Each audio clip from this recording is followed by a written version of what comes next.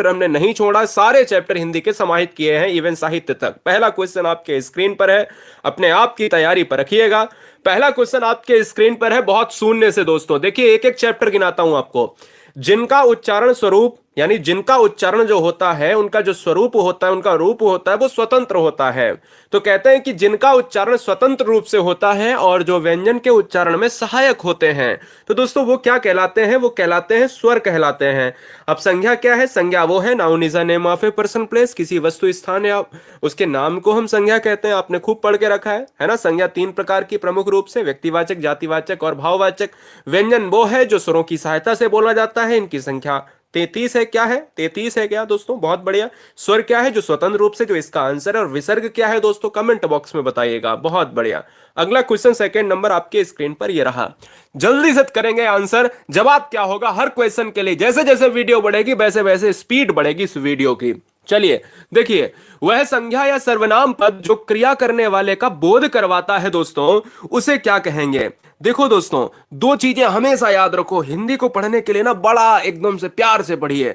देखो, अगर क्वेश्चन में आ जाए कि ऐसा कौन सा संज्ञा या सर्वनाम का पद है जो कर्म करवाता है या जो जिसका प्रभाव कर्म पर पड़ता है, यानी याद रखिएगा वो कर्म कारक। अच्छा, कर्म करेगा कौन? देखो, क्रिया यानी कर्म, कर्म कौन करेगा? क्रिया कौन करेगा? क्रिया तो भैया कर्ता करेगा ना। तो इसलिए इस क्वेश्चन का आंसर ऑप्शन नंबर ए। जब क्रिया करने वाले को पूछा जा रहा है तो ये बताओ, कोई आदमी होगा, कोई औरत होगी, कोई ऑब्जेक्ट होगा, कोई सब्जेक्ट होगा, है ना? समझो इस चीज को। तो क्वेश्चन में साफ है कि ऐसा बता दो जो क्रिया करने वाले की बात करवाता हो, है ना, तो वो कर्ता कारक हो जाएगा। अच्छा, हिंदी में जो कारक है दोस्तों वो कितने प्रकार के हैं? हिंदी में जो कारक है वो 8 प्रकार के हैं। अगले क्वेश्चंस की बात करेंगे दोस्तों। अगला क्वेश्चन है तीसरा नंबर, चैप्टर का नाम है कारक। देखिए बहुत अच्छा प्रश्न है, ध्यान दीजिएगा।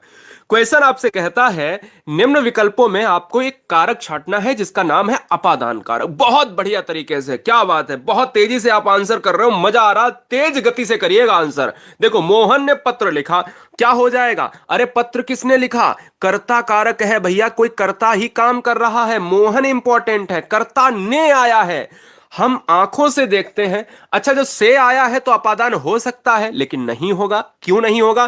क्योंकि साधन के रूप में आंख यूज हो रही है, तो इसलिए यह कर्ण हो जाएगा। तो कर्ण में आंखों की बात करी जा रही है साधन के लिए, क्योंकि हम किससे? आंखों से देखते हैं, हम हाथों से काम करते हैं, हम मुंह से खाना खाते हैं, है ना। जब तक अलगाव नहीं होगा तब तक अपादान नहीं होगा।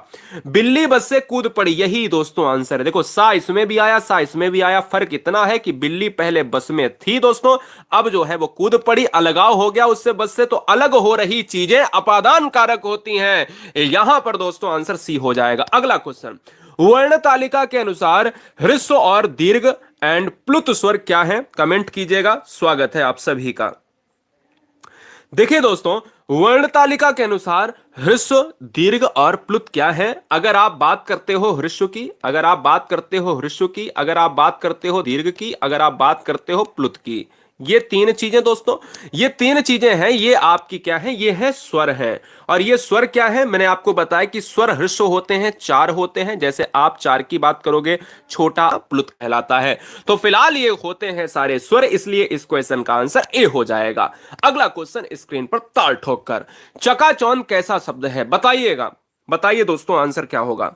चकाचौंध कैसा शब्द है? यहां पर अगर हम चकाचौंध को तत्सम देखें, तत्सम क्या होता है? तत्सम होता है ऐसे शब्द जो संस्कृत से आए हों, ऐसे शब्द जो संस्कृत से बने हुए हैं तद्भव, ऐसे शब्द जिनकी उत्पत्ति का पता ना हो लेकिन देश में आए हों दोस्तों, विदेशज। लेकिन फिलहाल यहां पर चकाचौंध हो जाएगा सी ऑप्शन। चकाचौंध हुआ, लोटा हुआ, बाल्टी हुई, खिड़की हुई, खिचड़ी हुई, फरफर हुआ, टर्टर हुआ, बोले टर्राना, ये जितने भी शब्द हैं पता ही नहीं चलता है कि कहां से शब्द आए। बोले लाइट जल रही, चकाचौंध हो गई, है ना। एकदम से कहा भड़बड़ा गए, भड़बड़ाना क्या है? भड़बड़ाना, ऐसे शब्द जो देख एकदम से साउंड से निकल आए, है ना। बोला खटखट हो रही है, पटपट हो रही है ना। ये सभी शब्द जो है देशज हैं जिनकी उत्पत्ति का कोई पता नहीं है। अगला क्वेश्चन 6 नंबर आपके लिए ताल ठोक कर, बहुत तेजी से मारिएगा आंसर। चलो भाई बताइए।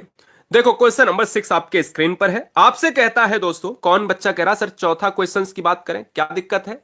ह्रस्व स्वर होता है, दीर्घ स्वर होता है ना, प्लुत स्वर होता है। बताइए, लॉक किया जाए। चलिए अगले क्वेश्चंस की बात करें। क्वेश्चन नंबर 7, 7 ही था नहीं, छठा, हाँ 6 देखिएगा, 5 नंबर हो गया, 6 देखिएगा। 6 क्या है? चलो भाई बताओ, निम्नलिखित में शब्द में विशेषण बताना है। विशेषण क्या होता है पहले तो ये जान लो ना। विशेषण वो होता है जो नाउन यानी संज्ञा या सर्वनाम, सर्वनाम का मतलब प्रोनाउन, क्या प्रोनाउन की जो है आपकी क्या बताता है, प्रोनाउन और नाउन की विशेषता का वर्णन करता है मेरे लाल, वही होता है विशेषण। मैंने कहा क्या? मैंने कहा राम काला है। राम काला है, राम की विशेषता क्या है कि वो काला है।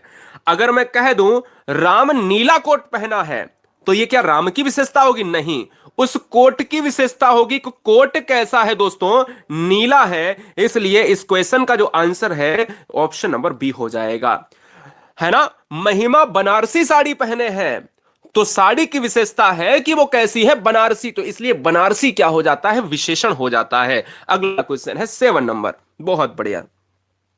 देखिए क्वेश्चन आपसे कहता है कि देवासुर में कौन सा समास है। सारे बच्चे 5 सेकंड में इस क्वेश्चन का जवाब दे दें, तुरंत आपका समय समाप्त हो रहा है। फिलहाल आइए क्वेश्चन पर। अगर हम समास की बात कर लेते हैं तो समास का अर्थ होता है संक्षिप्तीकरण, या इसको कहा जाता है संक्षेप। समास की बात कर लेते हैं तो समास के जो प्रकार होते हैं वो दोस्तों होते हैं 6। समास की बात कर ले तो समास का जो विलोम होता है दोस्तों वो क्या होता है, समास का विलोम होता है वो होता है व्यास। क्या होता है? व्यास होता है। समास का विलोम क्या होता है? व्यास होता है, यह भी बात आपको याद रखनी है। और देवासुर में कौन सा समास है, तो यह है द्वंद्व समास है। देवासुर में द्वंद्व समास क्यों? क्योंकि दोनों पद प्रधान है। बोले सर कैसे? बोले सर देव और इसके बाद क्या है ना दोस्तों, देव और फिर जो है आपका असुर हो जाएगा। तो असुर और देव आपस में विलोम में, बीच में आ रहा विभक्ति, द्वंद्व समास। द्वंद्व समास की क्या पहचान? दोनों पद अगर प्रधान तो द्वंद्व समास हो जाएगा ताल ठोक कर। अगला क्वेश्चन 8 नंबर, चलो भाई बताओ। क्वेश्चन पर आएंगे। क्वेश्चन आपके स्क्रीन पर है, आपसे कहता है कि आपके अवकाश का क्या हुआ। दोस्तों आपके अवकाश का क्या हुआ, अगर मुझसे कहा जाए कि आपके अवकाश का क्या हुआ तो क्या आंसर होगा? मैं तो कहूंगा कि ये तो प्रश्न है, मैं तो कहूंगा ये प्रश्न है। और जब अगर प्रश्न है तो मैं ये कहूंगा कि यहां पर क्या आया है। और जब भी